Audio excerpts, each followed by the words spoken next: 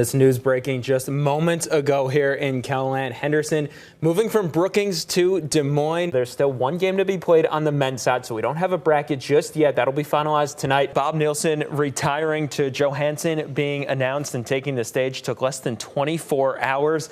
But it was a process that began long before the last 2 days. The final spot in the Class A Legion Baseball tournament was secured Friday as Renner knocked off Sioux Falls West 5-2. Sioux Falls won its first game at the Little League World Series on Thursday 2-0 over Pennsylvania. The Jefferson softball team avenged a pair of regular season losses last weekend, helping them win the Class AA state championship.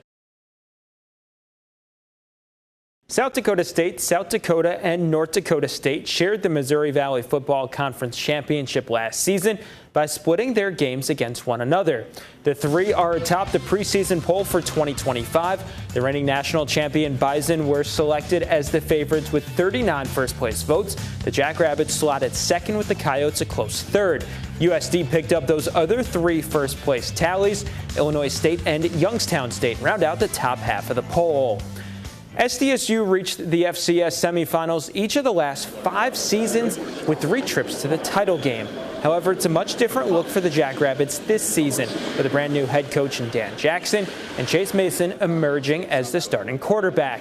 Having been so close to a third straight trip to the title game last season, the Jacks are motivated to reach the final game of this season once again. We fell short, but I think that only fuels guys more. I mean, the guys that are there, they know the feeling. It sucked, you know. You come all that way and you fall short right at the semifinals. The Jacks begin the season at home against Sacramento State on August 30th.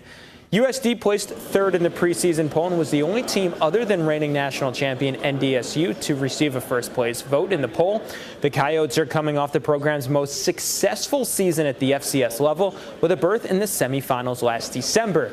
Now first-year head coach Travis Johansson will aim to guide the Yotes one step further to the title game beyond the arm of veteran QB Aiden Bauman.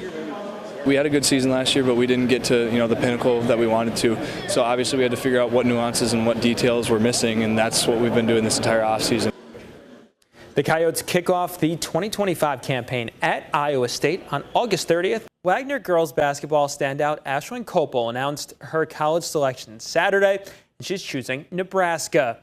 She made the reveal on Instagram. Now as a junior, Copel averaged 22 points, 10 rebounds, 5 assists, 3 blocks, and 2 steals per game, and shot 58% from the floor last year and led the Red Raiders to an 18-7 record and a trip to the state tournament. Staying on the hardwood, SDSU star guard Paige Meyer threw out the first pitch of the Minnesota Twins game earlier this week at SDSU night with the Twins. Meyer is from Albany, Minnesota, just about an hour and a half from the Twin Cities.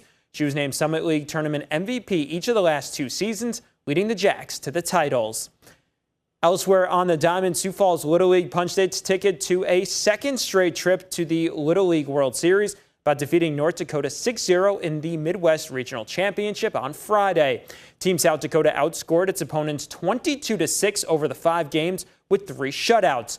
The pitching staff allowed just 1 earned run over the tournament.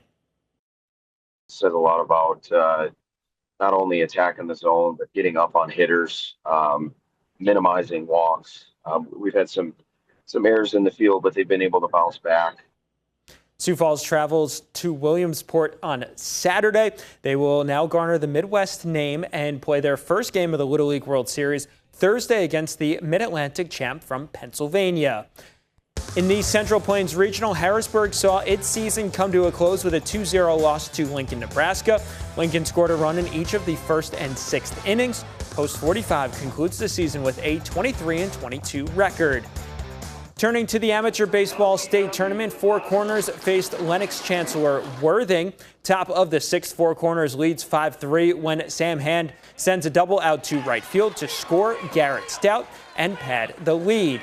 Bottom of the 6th now, Four Corners up by 5 when Quentin Evers singles on a line drive out to right center field, and Talon Ike will score to cut the Dirt Devil deficit down to 8-4. But in the bottom of the 9th, Camden Burnt bobbles the ball, and then it's stop, drop, and roll to Andrew McLeod to end the game, and the Four Corners wins it 8-4 over the Dirt Devils. That game was followed by Platt meeting Redfield, and we'll begin in the top of the first. Preston Nedved sends a sac fly out to right, and Grand Doom makes a mad dash home. Killer Tomatoes lead it 2-0 early. Bottom of the third, Platt leading 6-0 now when Carson Haney hits a sac fly out to right center field. Bennett Osborne still with enough time to score, and Redfield on the board, but it's down 6-1. Top of the fifth, Michael Beatonboss singles on a line drive out to right field, and that scores Richard Sternberg for another Killer Tomato run. It's 7-1, and Platt will go on to score 5 more and defeat Redfield 12-3. Well, a pretty cool feat in the MLB today as Jen Powell became the first female umpire in Major League Baseball history. The 43-year-old was the first base ump in the first game of the Braves-Marlins doubleheader and moves to third for the nightcap. She'll be behind the plate calling the balls and strikes tomorrow. Powell has umped more than 1,200 minor league games over the last decade. That's a look at sports.